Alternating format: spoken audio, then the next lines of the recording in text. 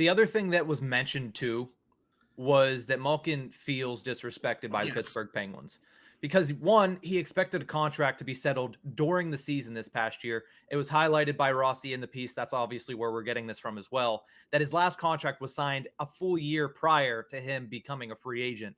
So he feels disrespected because he expected the contract to be settled, and he feels like there's been a lack of respect given to him being offered those low term and low value deals, which is understood. I mean, I believe it that he would be, and I also see why he would be as well. So, Horvat, do you agree that he should feel disrespected by what Ron Hextall and the Pittsburgh Penguins have been offering up to him, and by the fact that we are already at the draft and he expected to be signed months ago? So, yeah, he should be disrespected by the numbers probably, just because he knows what he's worth, and every player does know what they're worth. Um, it's difficult whenever he is an aged player, and you don't want to give out legacy contracts. You don't. You want to sign your guy because he's going to earn your team that many dollars worth, basically. Mm-hmm. So the legacy contract part of it, it's hard because he is a legacy player. He's 35, 34, 35, Mm-hmm. and putting up lower numbers than he used to, but is still the namesake. I don't think he should feel slighted by terms of when the contract has gotten done. By now, maybe a little. I think the idea of getting it done during the season, that's just a business thing. Mm-hmm. That's just business. Things can happen. You want to protect your assets the correct way. Nothing against Malkin there. He shouldn't feel slighted about, I mean, at this point, yes, maybe, because it is the draft. I don't think he should be upset that he didn't get it during the season. That's just me. Because, again, things can happen during the season. You're coming off of back-to-back knee surgeries. Mm-hmm. Let's say you bust up your knee again and you had already signed for 4 years. Well, now what do we do? Now we're locked in. Mm-hmm. So from a business standpoint, he shouldn't feel slighted about not getting the contract during the season. Now that we have made it out and we're at the draft, maybe a little bit, just because I think he also might be upset that he wasn't the priority. You never know.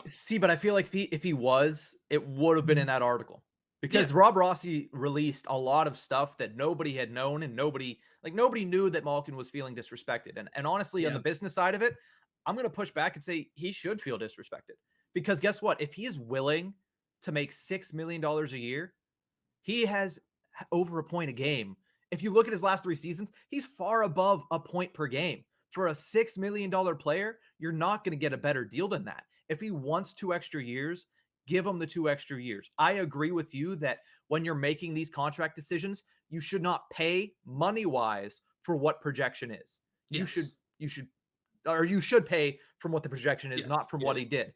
But the years-wise, I can understand it from this standpoint. It's not like saying, hey, Brooks Orpik, we had to give him an extra 8 years because he's a legacy player. No, because it's Brooks Orpik. This is Evgeni Malkin. This is a Hall of Famer. If he wants 2 extra years, give him the 2 extra years. And I can see why that $4 million, and it coincides with Crosby too. I can see Crosby saying after 3 years, I could do one more. So that's why they probably want 4, so they don't have to all worry about trying to get re-upped at the same time. But at the same exact time, I feel why he's disrespected is because, hey, I'm still over a point per game player. And there's questions about my health. Sure, he has not played a full season in a long time. He hasn't played over 70 games in a long time. But guess what he has been available for? The Stanley Cup playoffs every single time. Is that not what matters most right now? Get to the postseason, get a healthy Malkin, and off you go. And if he plays 50 games and scores 60 points, who cares about that other 33 or 32 games? As long as you get to the playoffs and he is healthy. It's the inverse of Casey DeSmith. Yeah. Yeah. Oh, yeah. LTIR him. Like that's an option, but even if we're not saying he's going to get injured, but that's what people are saying. Like, hey, he's injury prone, he's old. If he's available for the playoffs, he scored 6 points in 7 games in the postseason. He's still effective. Just give, and if all it is 2 extra years for $6 million for a point per game player, then do the freaking deal.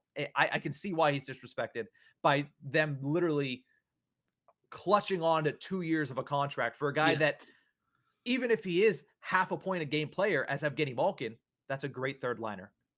let's let's be honest and have this hard pill to swallow. You want to know who else is an injury-prone player? Sidney Crosby. Yeah. Let's Less so recently Yeah. than Malkin has been, but yeah, still has that history. He has that history. So, and Letang, let's again just tell it like it is. All three of these guys, I put up 4 fingers. All three of these guys are injury-prone players, have injury histories, have extensive time in the medical room.